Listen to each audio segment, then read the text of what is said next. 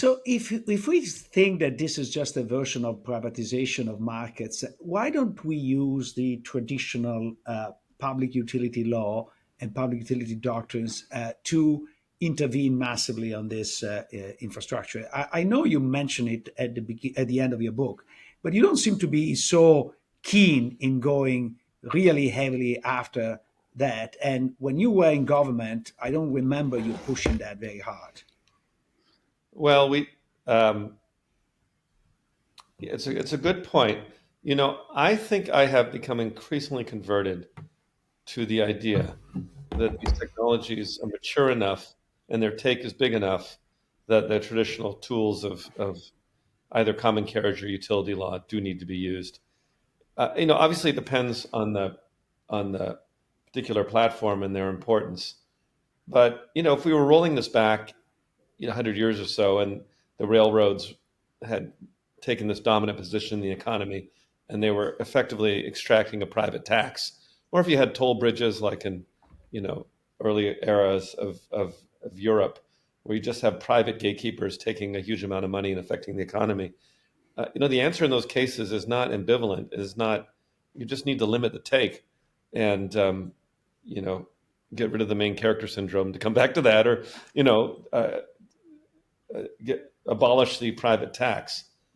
The reason I'm hesitant, there's two reasons I'm hesitant, and this comes from my having grown up, in 80s and 90s and being exposed to lots of microeconomists. So first is some nervousness about price regulation, which almost invariably is what you'd have to do. So, you'd have, for example, maybe you'd have to say Amazon, you get 30%, no more. But and maybe that would be a good thing. I mean, Amazon's actually one of the easiest cases, but what you do for some of the other platforms is slightly more challenging. The other challenge is when you adopt regulation, at some level, you're accepting monopoly and possibly reinforcing it.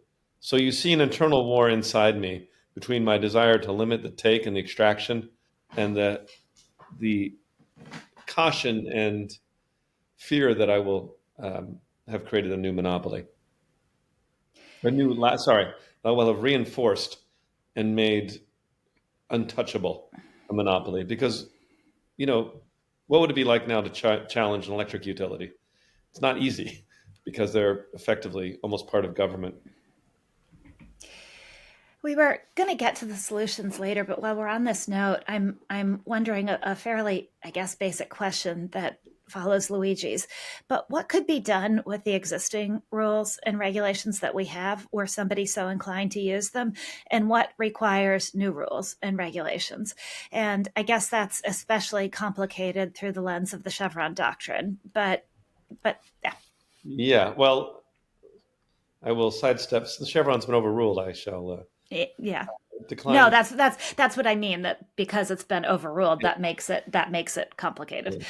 I mean, what can be done is what we try to do in the Biden administration, and it's still running under the Trump administration, which is antitrust action designed in general ways to reduce or limit the market power of the platforms, whether that's preventing acquisitions that make them even more powerful, whether that's disabling the most obvious methods of preserving their monopoly, anything to make them more vulnerable.